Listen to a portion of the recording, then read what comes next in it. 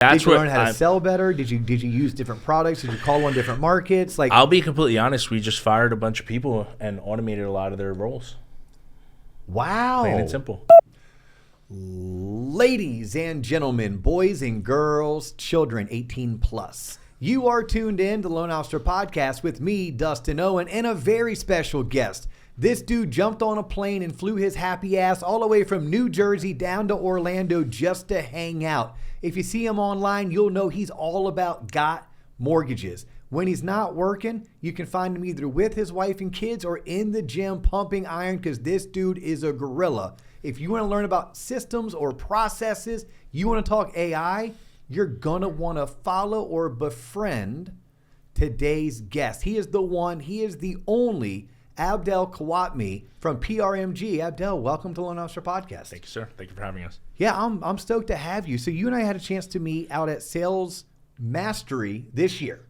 Yeah. Right? Yeah, I say this year. Last year. Yeah, gosh, where am I? We're in 2026 already. Well, just a few months ago. Yeah. Right? Just a few months ago, you're out there with your dudes, Gino and Don, and sharing the stage with Todd Duncan and so many others. You and I were actually introduced, I don't know if you recall this, it was at a bar, actually. We actually in the main lobby? We actually met, yes, Yeah, at the lobby. bar after hours, which, by the way, anyone who goes to conferences, I'll tell them, the best time spent is from 4 p.m. to 11 p.m. Sure. And then one thing led to another. You followed me, I followed you. We reached out and said, hey, we should do content together. And then once I started looking you up, I'm like, wait a minute. It's not just content. Like, we're going to do a top producer interview because this dude's got some chops. And what I love about your story is that it's not like you've been at this game for like decades. No. You're still inside of your first decade. Yeah. So that is what today's episode is going to be. I'm going to interview a top producer. Last year, Abdel did $40 million in personal production. His team did $90 million in volume. He's running multiple branches in New Jersey, and the guy crushes it for someone who's just getting started. But then when you hear him talk about his systems, his processes, and what he's doing with AI, holy cow, hey world, watch out. Abdel is truly one of those guys that represents the future of mortgage lending. But first, I got to ask you, are you a Giants fan or a Jets fan? Giants. Okay, So, do you like your new coach? yes. Were you happy? John Harbaugh was recently announced as the new head coach. $100 million, I think, is what they're paying him, but I'll take it. I mean, it's not like New York doesn't have the money. Yeah. You know, it's not like New York doesn't have the money. But you got a running back. Yeah. As long as he stays healthy. You got a quarterback. You have one receiver. You'll pick up another receiver in this draft. I mean, I think you guys could potentially be the Indiana of the NFL. What a game yesterday. What an amazing game. Did you watch it? Hell yeah. Were you happy with the outcome? I mean, I can't say that I didn't see it coming. I mean, you can't go undefeated, 15-0, win the last 2 bowls or 3 bowls, and then lose at the big stage, especially when your potential new owner is there. Tom Brady is there. Yeah. But he was put on his butt a couple times though. Yeah, we're talking about Miami Fernando tough. Mendoza, Yeah. right? Yeah. For those that don't watch sports, we're talking about the College Football National Championship game, which was actually last night. When we're recording this the day after the championship in Indiana. The most losingest football team in college football won the national championship. They beat the Miami Hurricanes, yes. Growing up in Florida, you probably hate the Miami Hurricanes unless you love them, but there is no in-between. So most of us were cheering for Indiana. Plus, it's a great storyline. The coach, the program, the quarterback, it was pretty amazing. But you guys checked out Universal Studios a little bit, right? We did. We did Disney and then Universal. What was your favorite? Universal. Yeah. Yeah. Disney's, it's the hype. It's cool. It's fun. But Universal was definitely more, and we were hopping between both parks. Yeah. So It's your daughter's birthday? My daughter's birthday. How many kids do you have? 2 or 3? 2. 2. Okay. Yeah. 14-year-old and 6. 14 and 6? All right. So the 6-year-old probably loved Disney. The 14-year-old's like taking Universal. No, 6-year-old, he's an adrenaline junkie. Okay. So he actually liked Universal. And I kind of wish they said that before I got to look at my credit card statements. I'm like, don't look. Just don't look. Who pays the bills in your house, you or your wife? Well, it's usually me. Okay, so you have to look. Yeah, so we're looking. But see, no, it was a good time. I don't look, but I know when that credit card statement gets on top of my dresser, that's a bad month. Because it doesn't always get on top of my dresser. But if my credit card statement gets to the top of my dresser, I'm like, damn, what did I do wrong this time? Like, what happened? But before we jump into today's interview, Karina's been throwing up if you notice, she's not like giving me the okay sign. Yeah. She's throwing up the 3. She's letting me know that I'm 3 minutes past the start time. We need to take a pause so we can hear from today's show sponsor. So you and I are going to take a pause so they can hear from today's show sponsor. Y'all, something big is happening at Lower Mortgage. And if you're paying attention to this industry, you've probably noticed. In just the last month alone, Lower has added some serious horsepower. We're talking top producers representing over $350 million in volume. These aren't rookies kicking tires. These are heavy hitters who've done their homework and made the move. That should tell you something. On top of that, Lower just acquired Movoto, a top 5 real estate portal with over 150 visitors just last year. Before that, they brought in Neat Labs, and now they're launching Lower OS, a next-gen mortgage platform that's cutting loan delivery times down to 10 days. This isn't a company standing still. Lower doubled their volume last year, and they're projecting another 40 to 50% growth this year. The best in the business are taking notice, and they're voting with their feet. Here's the reality. The companies that are going to win in this market are the ones investing in technology, building real infrastructure, and competing at scale. Lower is doing all of that. They're going head to head with the Rockets of the world, and they're built for originators, not against them. If you're a producer who wants to be a part of something that's actually going somewhere, not just surviving, but growing, this is the moment. Lower Mortgage, the momentum is real. And we're back. Karina, I forgot to say what's up to you. How are you doing? What's up? I'm great. How are you? Yeah, we're doing phenomenal. Great to see you. Yes. You too. Yeah, I see your chair still spinning, huh? Yeah, Karina loves those chairs that spin. Oh my God. Because anytime you get her in it, she likes to rock back and That's forth, rock back and forth. crazy. I need to sit still. It's okay. Yeah, we're going to get you one of those chairs that like we're going to super glue it Yeah. so that you let's can't do that. move. No, I want to do that. Funny story about that.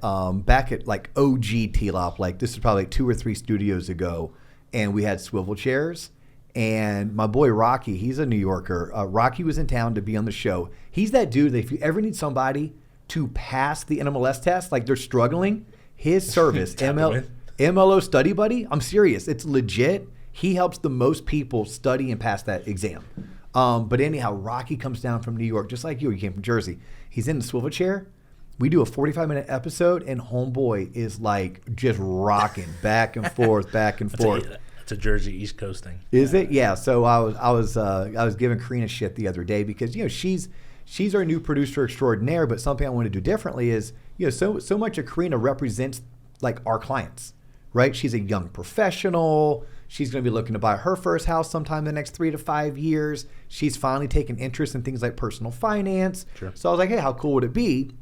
Let's have our producer come and be on the show, right? It works in so many other formats where they do something similar. I mean, Howard Stern has Robin Givens, and Robin was his producer, right? So anyhow, after watching back our first 2 episodes, I looked at Karina, I go, you're not on camera very often, and you don't say much, but when you do, and when you are, She's spinning. I go, you kind of got those swivel nerves going on, right? I don't know why.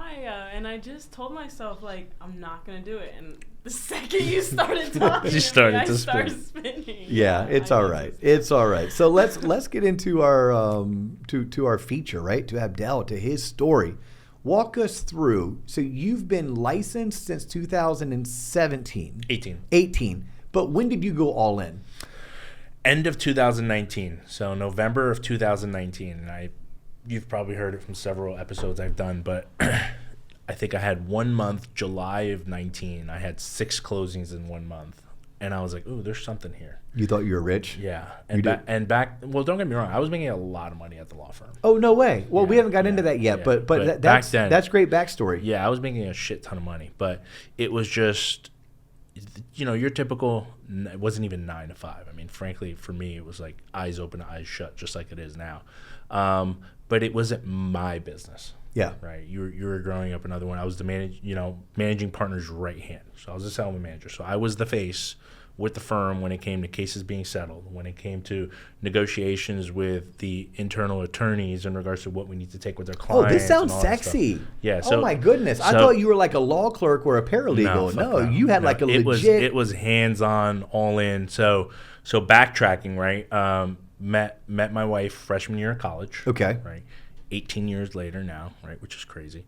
But met her.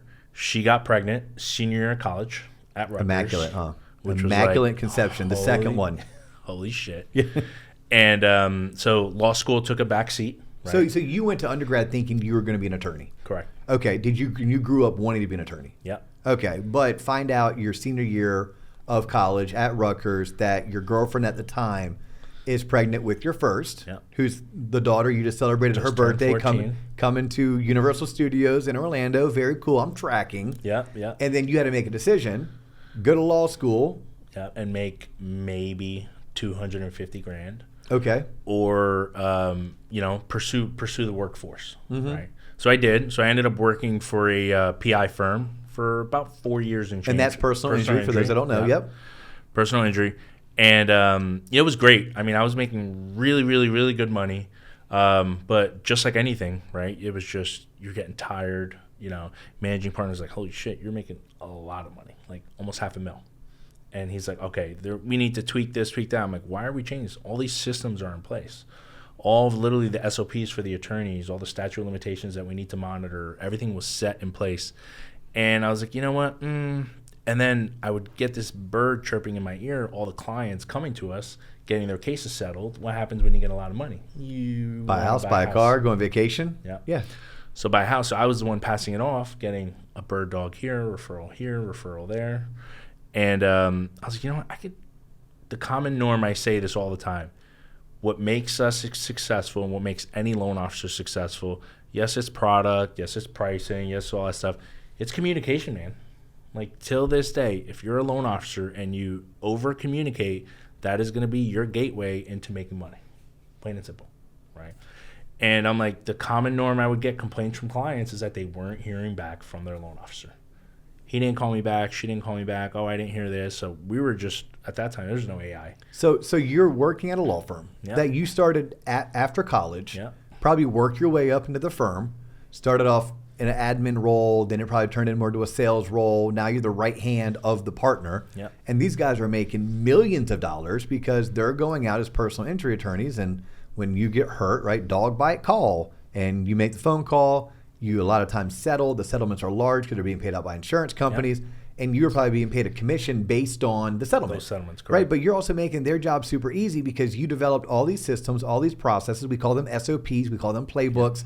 They come along with checklists that allow you to be more efficient, right? Allows your assembly line to work much smoother, much faster. Therefore, you can see more people, hear more cases, negotiate better, et cetera. And that's what allowed you to make bank, right? You're making top 1%, working not as an attorney, but basically as a case manager for an attorney group. Firm. Okay, but if I heard you right, you started referring out realtors, referring out financial advisors, referring out loan officers to your clients after they got their settlement or they won their case, but you noticed that there was a level of service lacking. Correct. At which point that was your aha moment. Okay, so you go and get licensed in 2018. But you don't start full-time originating in 2019. Correct. And I think you were telling me there was a month where on top of all the money you were making at the law firm, you also funded 6 loans. What month was that for you? July of 2019. So roughly, 16, 18 months? Yeah, so I got my license in June of 18, May, June. So about 12, 13 months later, it started clicking, right? And the firm was obviously a huge gateway at the same time from a referral perspective to getting cases. And, it was great, but you were still kind of always stuck, right? And it wasn't my business going back to it. And that was the biggest part is if I get fired tomorrow, I lose everything, right? And I made the jump. And same company I've been with till this day, from when I first got licensed into now. And we're cranking away. Who hired you in? PRMG. No, but who'd you work for in the very beginning? Oh, it was the original branch manager at the time. Okay. And then that never matched in the beginning, but it was just a synergy stepping stone Yep. into it. And then we just transitioned solo. You know, corporate gave us a great opportunity, and we ran with it since. Yeah, no, I always love to like hear people's origin story, right? Yeah. Because you either had like a great leader, or you had a leader that is the opposite of you, but you still learned so much that for you, you were brought in with a certain leader. You went out on your own pretty quickly, but you didn't feel the need to change your corporate umbrella. Your corporate umbrella was a good fit for you. Yeah. But pretty early on in your career, you realized you were better off being the man in charge, not necessarily having to work for someone. 100%. Yeah. So looking back, what did you do? Because you were basically doing LO for part-time for like 15 months, 16 months. Yeah. What did you do to get those first 6 loans? Like, were they refis? Were they purchases? Were they all one borrower? All purchases. I mean, I'm probably, till this day, 95% purchase money heavy. Yeah. And then about 5-10%, refi. Even COVID, because you didn't really have a clientele to refi. Yes. Is the thing. Now you're getting clients where you're like, oh, this past client, we're using so many awesome platforms out there, from Model Match to Uplist to all the ones that are there that can help us be a little bit more tactical with it, leveraging the data to actually be more, on top of your clients and on top of additional lead flow. But it was honestly just B2B relationships, right? Going after referral partners and real estate agents. At that time, I would say the biggest spin was like video content. If you ever seen, I don't know, I'm sure you did your research like before, you see some of my old videos, like some skinny dude in like a suit. No, right? I haven't Only seen wore that suits. vintage. I didn't go Yes. that vintage. I went to your YouTube channel, and you produce a lot of content, and I love the fact that you always have the Got Mortgages. I mean, your truck is wrapped in Got Mortgages, wrapped. right? Like you are Mr. Personal Brand. And we can talk more about that in a little bit. But I'm guessing if you were still at the law firm, you probably had real estate connections. Correct. So your low-hanging fruit, or the way you took what the defense was giving you, is early on you hit up those realtors because they were probably used to you feeding them clients anyhow. Correct. So you asked for a little reciprocity to get those referrals. So you just happen to have 6 closings got lined up in the same month. So you funded, I'm guessing, in Jersey, probably 2.4 to 2.5 million. Yeah, at that time, the average loan amount was like 450. So Where are you at now? About 550? Yeah. Yeah. And not a huge Yeah. jump. But it's funny, we started, the areas that you never wanted to market to, which was like the 100,000, 150. We did a decent amount there. Okay. We fell into the world of down payment assistance Yes. and stuff like that, which we still enjoy doing now. At that time, you're like, I don't want to waste my time. But that kind of kept a good average price point right there. But 2025, we're like 510, 515 was the average loan amount. Okay. Yeah. But in that year, kind of I want to say it's like your catalyst month when you do roughly 2.5 million. I'm guessing at the time you're making 100, 150 basis points. So all of a sudden, like, you're bringing home a paycheck of $25,000 to $35,000. And you're like, wait a minute, this is the money I'm accustomed to. Correct. However, in this profession, it's my brand. These are my referrals. These are my clients, and nobody can come in and tell me to fuck off. Correct. I mean, they can, but at the same time they do that, you'll have 12 of the best mortgage companies beating down your door, offering you all of these crazy incentives to come work for them. Yeah. Right? It's not like if you stayed at the law firm, someone tells you to fuck off, then you're like, honey. Yeah. She's like, what? You're like, I don't know. Like, where are we going to go from here? Sure. So 40 million in personal production, 90 million in branch production. What was it about last year that allowed you to do that type of volume? Tech and AI. Was that your big change? Like, how much did you jump from 24 to 25? What was that leap like? I mean, for the volume in the units was about only like a 30% jump. Only. He says only a 30%. Well, Hold on, I got something for that. Ready? That was easy. Yeah, that was easy. It's just about 30% increase. My biggest thing was, and you've heard me talk a lot about this, was our net revenue, 175%. Oh, that's right. I got so many rabbit holes we can go down. So not only did you do 30% more volume, but your profitability. Net. Yeah. 175. Yeah. So that's Did you what learn how to sell better? Did you use different products? Did you call on different markets? Like, I'll be completely honest. We just fired a bunch of people and automated a lot of their roles. wow. Plain and simple. I mean, that's where the world is turning Okay, into. so yours was headcount. Yeah. Because, like, look, I know you well enough to know that you're a big mortgage coach person, right? So the minute you start using a product like Mortgage Coach, don't get me wrong, I love Mortgage Coach. Love me some Dave Savage. What's up, Dave? But I always say a product like it, right? Mortgage Coach isn't an advertiser, they're not a sponsor. Dave doesn't pay me to promote his product. I just love Dave and I believe in his product. But I'll tell a loan officer, if you're using Mortgage Coach, your probability of being shopped gets diminished. Your opportunity to price more loans at par increases, right? So I would assume your answer was going to be, oh, well, I started using something like Mortgage Coach. Or sometimes just a matter of like being referred better. You want to make more money, get referred better. You want to make more money, have a better performance for that lead when they come in, right? Because I coach loan officers for a living now. And I'm like, if you're just texting and sending a link to your website, of course they're going to shop you, right? But you start doing some form of a lead intake form, and then you're doing a Zoom meeting, and then you're giving 3 options, and you're showing them a total cost analysis. Now it has nothing to do with rates, has everything to do with the service you're going to provide and tailor-making financing to match your financial needs, wants, and goals, right? So you and I both buy into that. I thought that was going to be your answer, but you said, nah, honestly, just start leveraging tech a lot better and saw my profitability go up. It's because I think when you take a step back, not that we needed to, but you're like, all right, so we did X amount, we gained revenue here. I break it down to sales, service, support. All right, so where's our sales coming from? Where's our leads coming from? Is it consumer direct? Is it B2B? Okay, you mentioned client intake, right? So we have a purposeful 5-step process with the intake, right? First one, I only want to know, what are you looking for? Bedrooms, bathrooms, location, specifications. The next one's going to be a hopes and dreams, preferably Zoom call, where the team has created the TCA. We leverage ChatGPT with a specific prompt based on their application, based on their TCA, and then we use Gamma, which is a PowerPoint presentation curator, to put it all together. So now when we're sharing that info on there, we've got an AI note taker that's either on the Zoom call or on the client call that is recorded, and then we share that with the referral partner.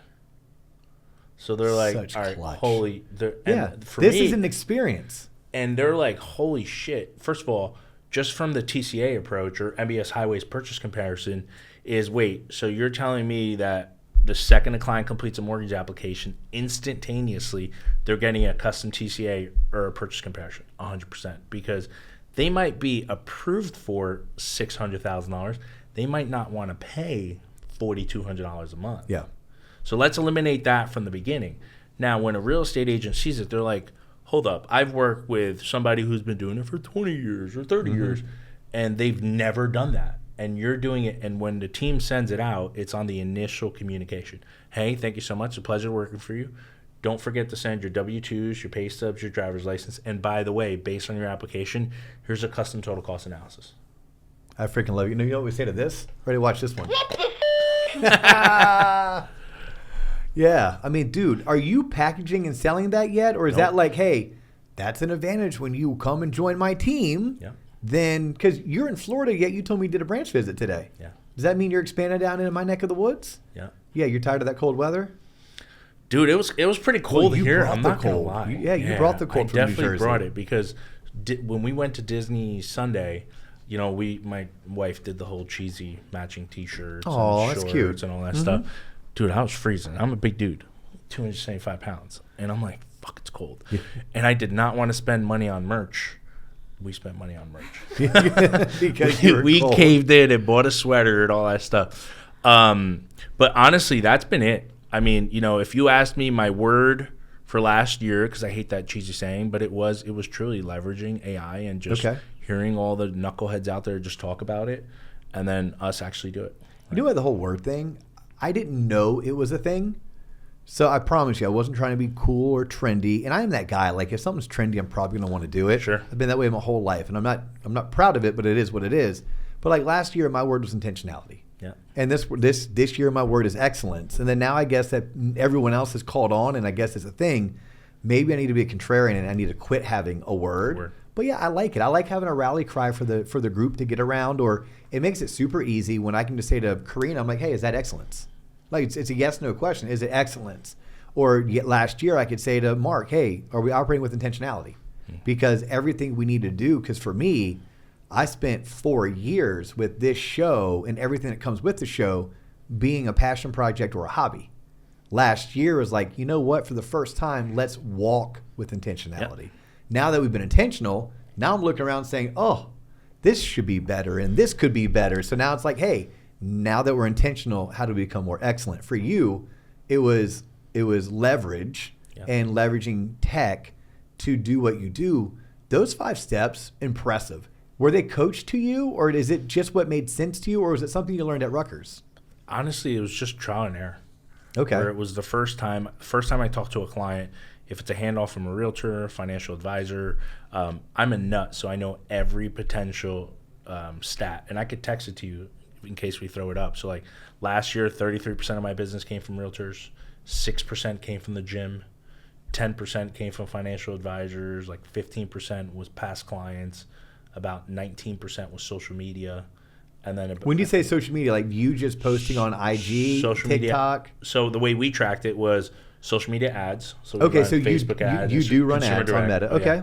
So Facebook ads, Instagram ads, a real estate agent who literally, because we're very vocal in, hey, some dipshit dropped the ball and we picked it up and we closed it 10 days later, right? So if a real estate agent reaches out and they're like, hey, we have a similar circumstance, or hey, my lender doesn't do this single unit condo approval and it's not FHA approved, can you help me to do the spot all day? We just saw you shoot a video and do one and we have that situation. So that's where I'll go and tell the team when they're adding it in our CRM follow-up boss is tag it to the initial source, social media. Or if the lead comes in and we're using Zapier, so it zaps and says, all right, it came from this source. So that way we're able to attribute it. And then when I run my reports, monthly, quarterly, semi-annually, annually, we could see what's moving the needle and where we need to spend more money. No, you, unlike so many, and this is the difference between a good producer and top producer, right? This is the difference of someone who did $40 million versus someone who has the potential to do 100. Like I'm guessing if I said, what are your goals this year? Are you going 80? Are you going 100? Like what is this year's goal for you? For personal production is probably 75.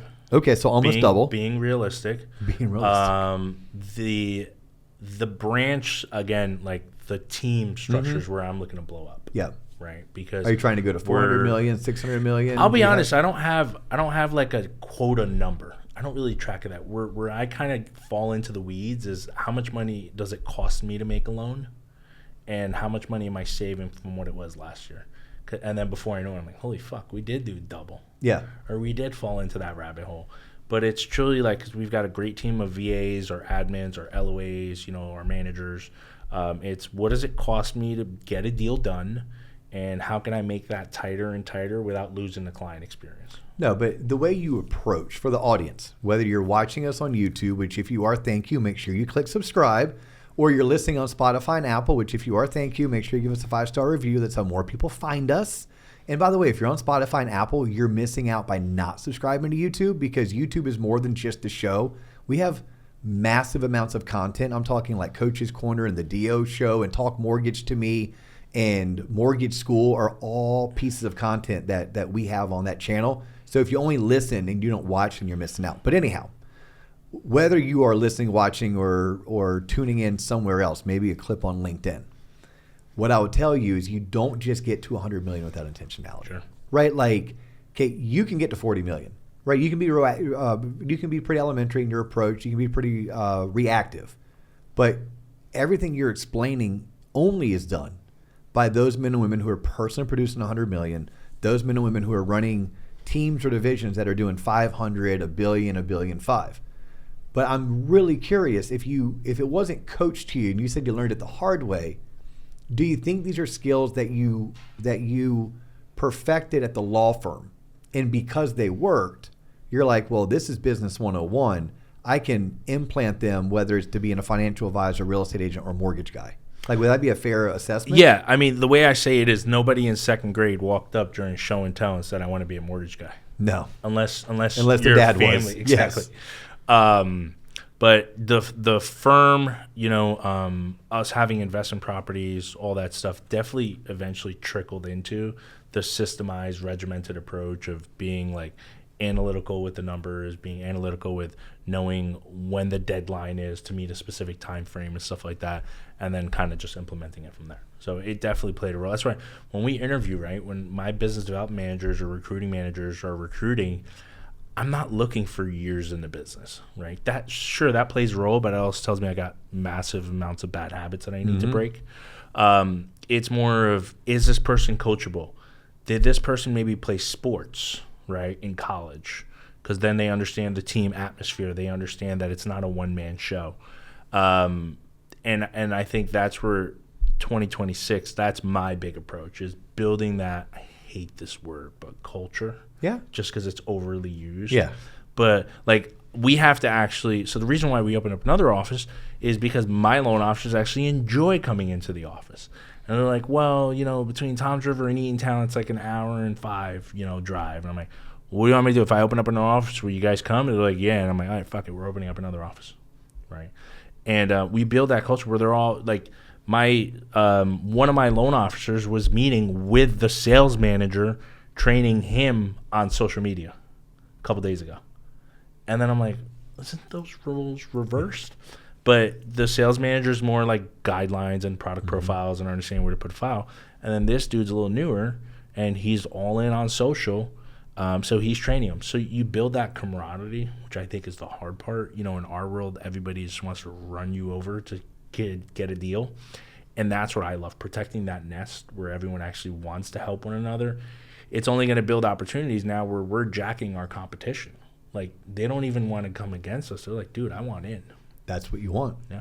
That's what you want. I have 3 more questions for you, but before we do, I'm going to take a quick pause so we can pay some bills. Boom. Y'all, watch this. What's up, y'all? If you're truly serious about leveling up, breaking through, or bouncing back in your career, more than likely, coaching is going to make sense for you. Rarely does someone achieve the highest level of success by themselves or on their own. They always have some form of a partner, a mentor, or a coach leading them down the right path. At T-Lob's Originator Coaching, you can come and allow us to invest in your future success. There's a reason why we are deemed the #1 coaching community for loan originators. For a small investment, you will be given access to 4 live coaching calls per month. On top of that, we're going to give you 4 live sales trainings per month. And then every Monday, Wednesday, Friday, for 3 hours every day, we have a coach on call. This is your opportunity to get one-on-one for 10 or 15 minutes with either me or one of my certified coaches to go over your unique scenario, your unique idea, or to get feedback on something that you're working on inside of your business. It's free to check us out.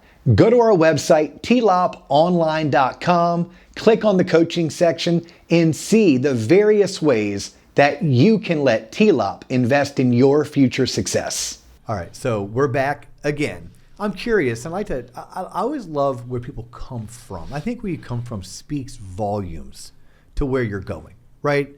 It gives perspective, like it's lineage. You and I were talking football earlier. Like I love watching people's coaching trees, right? Like both these coaches that coached in that national championship game, both at one point were on Nick Saban's staff, right? And Nick Saban and Bill Belichick started their careers together when they were in their 20s, working for the Cleveland Browns organization, right? So whatever those 2 men were doing at that time in their lives, and whoever they were learning from, you had one of the best ever to do it in the NFL and one of the best ever to do it in college. Came from the same background. Yeah. What did your parents do for a living? So my dad owned a restaurant. Okay. And my mom was always a housewife. Okay. Yeah. So you grew up with an entrepreneur. Yeah. In the household, right? You're accustomed watching your dad probably work 10, 12-hour days, 7 days a week.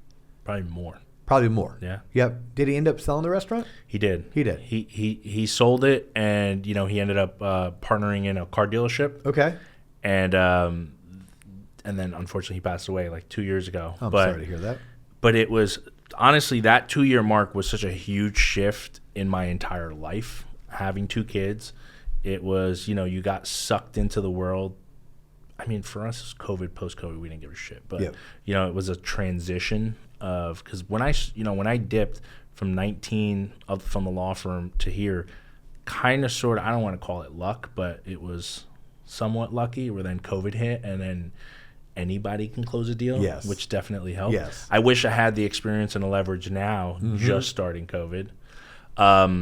But that whole thing changed because for me, I'm a 7:30, phone goes on Do Not Disturb the second I get in the house. So if you need to reach me, I don't have a voicemail. It automatically reroutes to the office. The admins are on from 9 to 9. So they could take the calls, they could take the text messages, they could do that. Even my texts are forwarded. Everything is structured. But my kids are extremely active in sports. So like lacrosse, football, jiu-jitsu.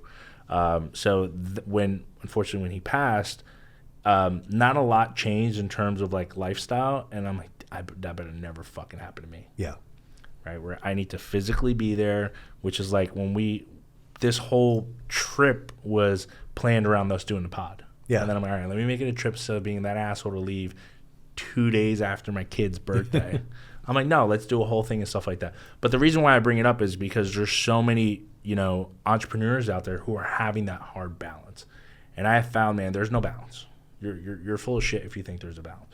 You'll find somewhat of that harmony where you're operating like my wife and I do that, like, hey, I'm at like 15% and she's at, all right, I'll pick up the slack. Or, hey, I'm feeling great. Like, I'll pick up the kids. I'll do this. I'll do that.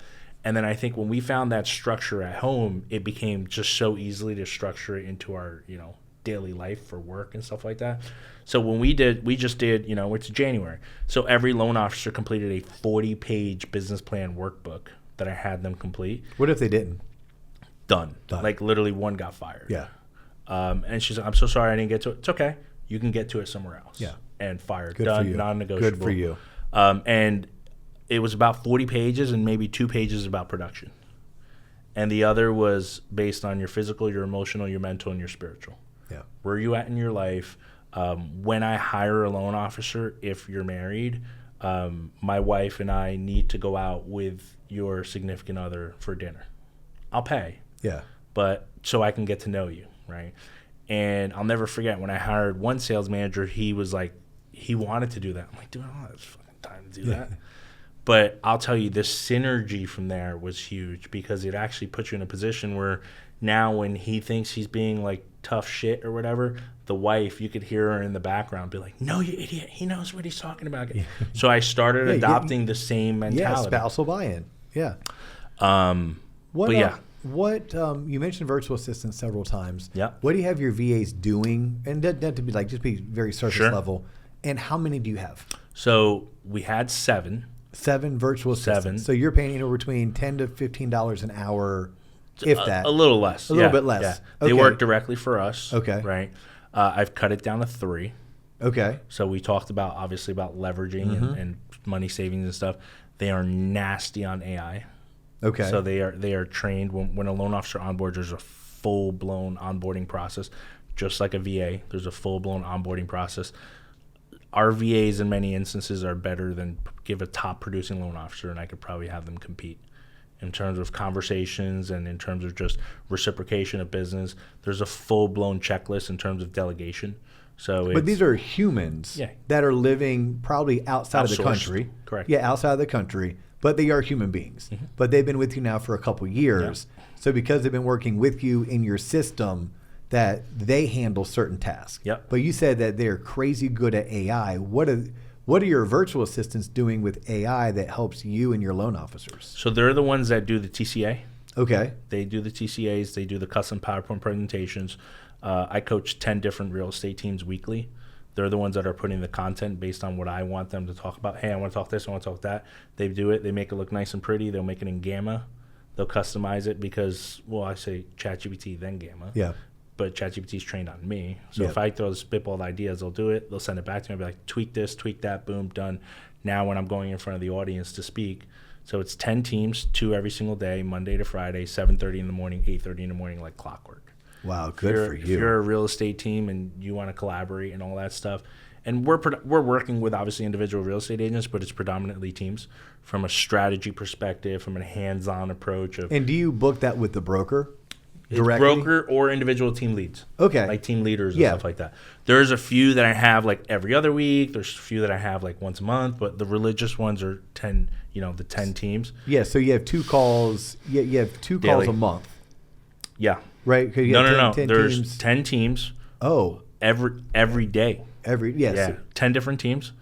2 on Monday, 2 on Tuesday, 2 on Wednesday, 2 on Thursday, 2 on so Friday. you're meeting weekly with each team. Mm-hmm. Okay.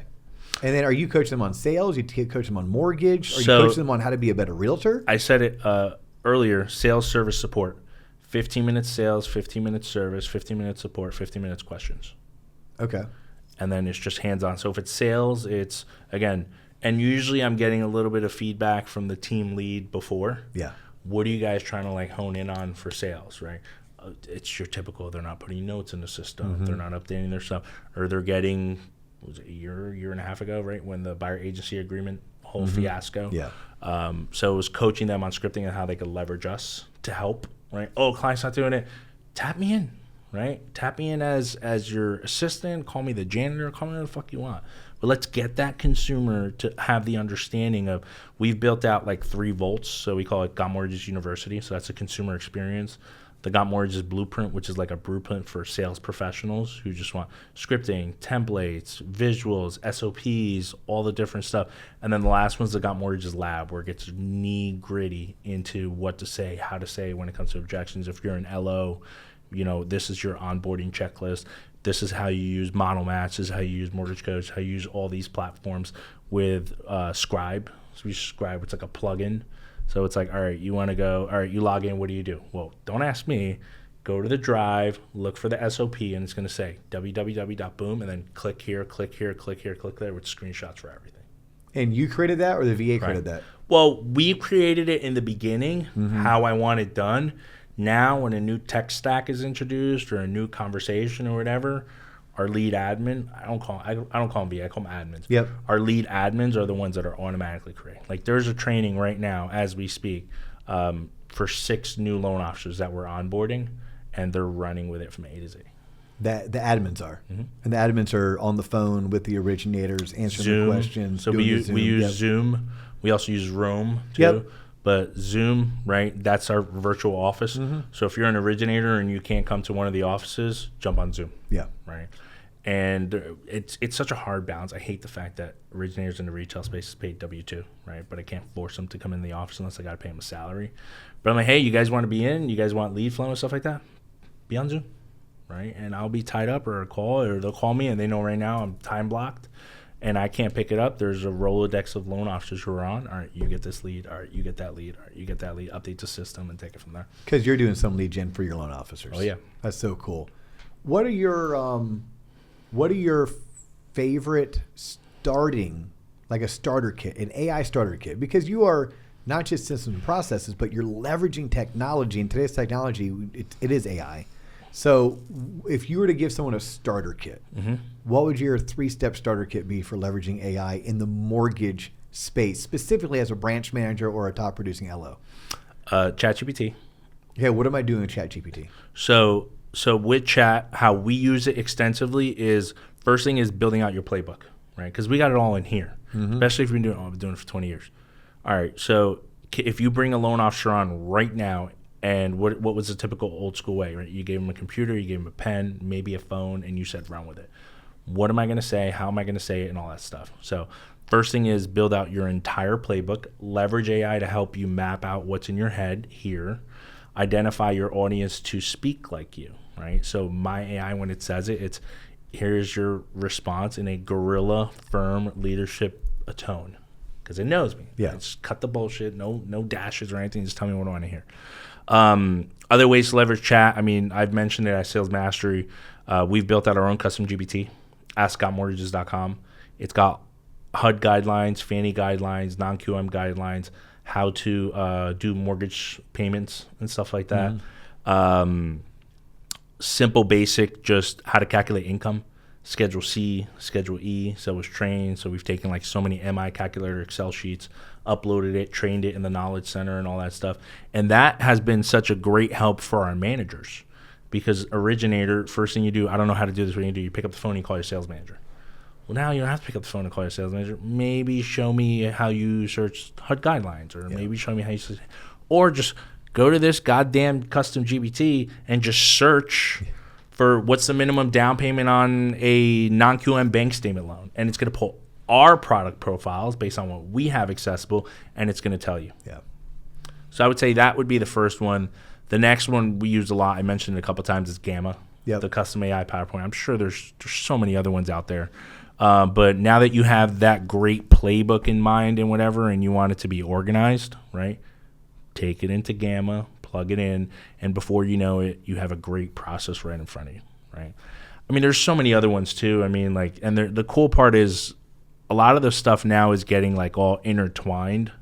Like one platform is now introducing another plugin. Like one we use Captions, like Captions, CapCut. Yeah, but CapCut, the app is called Captions. Okay. I don't know what I pay, maybe like $20. But you can add like actual captions right in your videos. There's a teleprompter in there. They do now like like Opus Clip where it snips the videos. So Captions now, if you uploaded it to YouTube, you just take the YouTube link, drop it in there, and it'll snip 5 different clips, whatever. Yep, short form content. Done. Yep. Right. So if I was to say the starting ones, I would say would be that, and then when you finish that, perfect it. Always knowing that you're constantly tweaking, though. Like we are constantly tweaking, sticking to the root of it, but constantly tweaking, and then picking up a nugget here, and then that's pretty cool. All right, I'm going to do this. All right, I'm going to do that. Sticking to the root of it, because I think what ends up happening with a lot of people is, I'm going to start doing this, that, and then you end up doing nothing, right? And then take it from there. Yeah, I think it's important for all people to know, and as it's for me to understand too.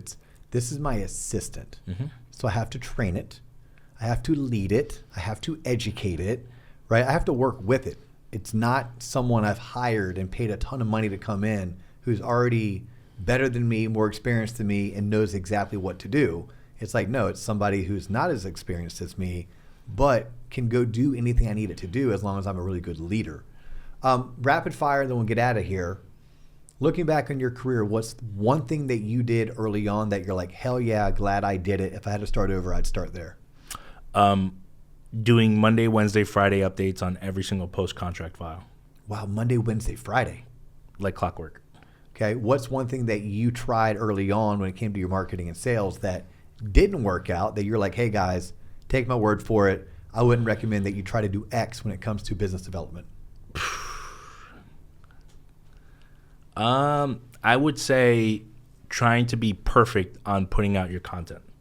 Okay. Yeah, like you were slow to put out content because you wanted to be perfect, where it's like, no, you learn as you grow, you build as you grow.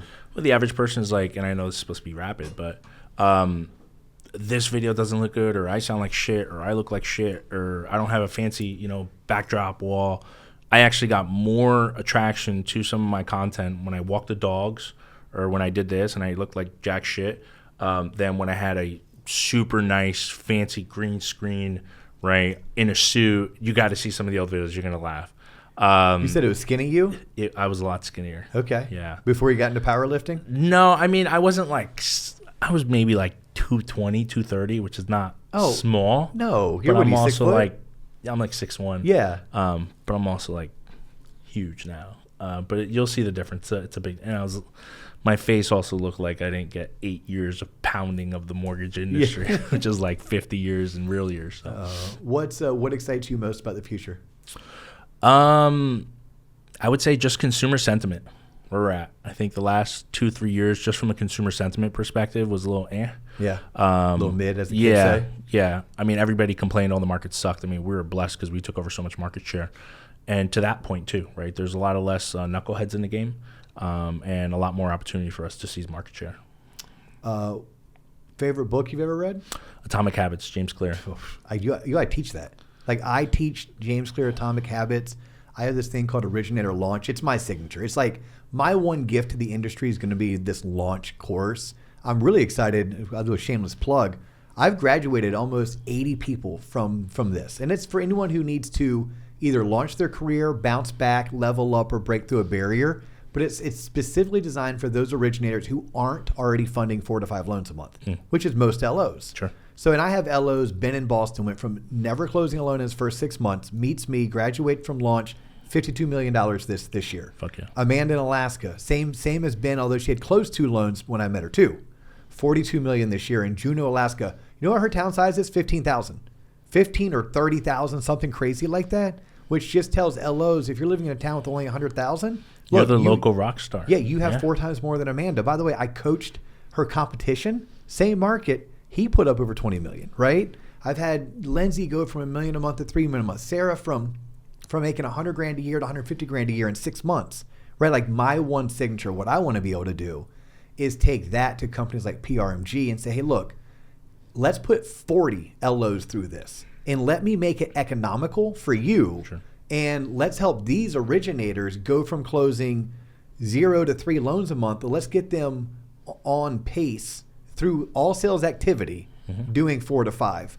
Don't even know how I got down that shameless plug, but you said Atomic Habits, and that's where I went because part of that 6 months, you have to read Atomic Habits. We buy it for you, we send it to you, but you have to read it. So that's your favorite book. I've read it like 4 times. Yeah. Yeah, that's me as an instructor. I'm like, I've audioed it twice. I've read it 3 times. And I, at this point, have a custom GPT that just lets me be a really good coach. I'm like, hey, we're on chapter 5. Give me 3 prompts and give me two questions so that, I can make sure my students are actually reading it to keep them a little bit held accountable.